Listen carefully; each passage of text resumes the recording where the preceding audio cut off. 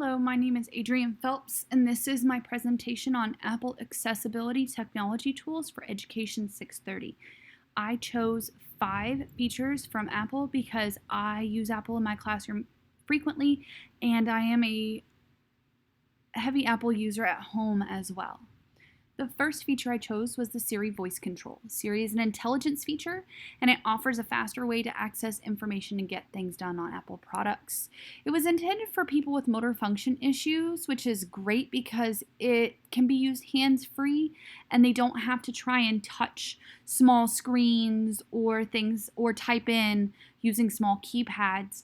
I use it for students with motor function issues, especially when we're researching, because I teach middle school and I have students that really struggle with writing or even typing in on the iPads that we have because they just don't have the dexterity to do so. In the classroom, it's great. I have my students look up how to spell words, or when they don't know a word, to find a definition. Math teachers can use it to ask the students can ask Siri to calculate, to check their answers. It's great to make quick decisions like red or blue, things like that. But I use it most for research. My students will say things like, Siri, who won the war, the Battle of 1812, and Siri will not only tell them who won, but it will also give them a plethora of websites to research. The next feature I chose was FaceTime, which is a voice over video call. They intended it for everyone, which is great because it allows people to keep in touch with a face-to-face video instead of just voice. It enables users to conduct video for face-to-face conversations for people that also are deaf because they can sign and see each other's hand movements. I personally use it as a military family for my family at home to see my children as they grow. Within the classroom, you can use it for many things. It's great to be able to chat with a pen pal that's maybe on the other side of the world. If you know an expert, you can FaceTime with them and they can help teach a lesson. They can give them a virtual field trip of, say, a museum.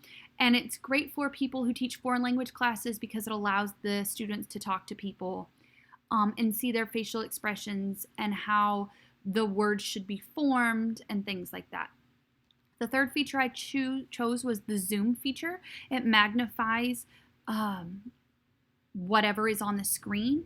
It makes everything from text icons to interface elements bigger and easier to see, especially on the iPhone and iPad. Its intended use was for people with vision issues, which is great because a lot of times computer screens can be really small. We're looking at smaller technology that's easier to carry, and it makes it hard to see. I use it for my grandmother. It allows her to read text messages easier, look at pictures. As she struggles, as she's getting older, it's harder for her to see the screen. In the classroom, I use it for maps. My students, I'll ask them to go to Google Maps and look up a place across the world, and they have to tell me what geographical features they see. So they can zoom in on the map that they're looking at. They can zoom in on a text that they're reading on the computer.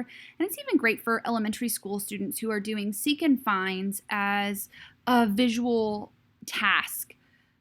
The fourth feature I chose was the Speak screen. This feature reads aloud the screen's content, whatever is on it. It was intended for those who are dyslexic or blind and they can't necessarily see what's on the screen, and it's great if you know how to turn it on.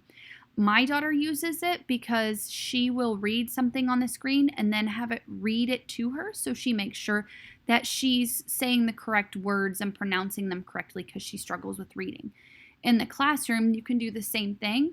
You can have it read the text to the student after they read it. You can have it read the text, especially in middle school, to a student that struggles to read and they're trying to keep up.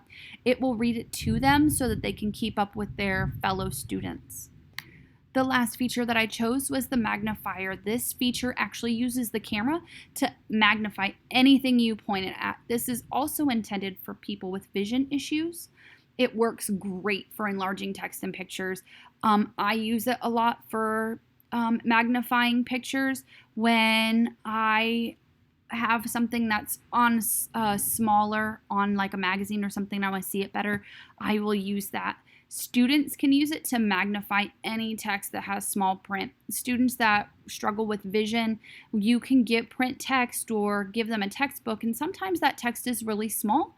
So the students can use that magnifying feature with the camera and it will enlarge it so that they can see what they're doing.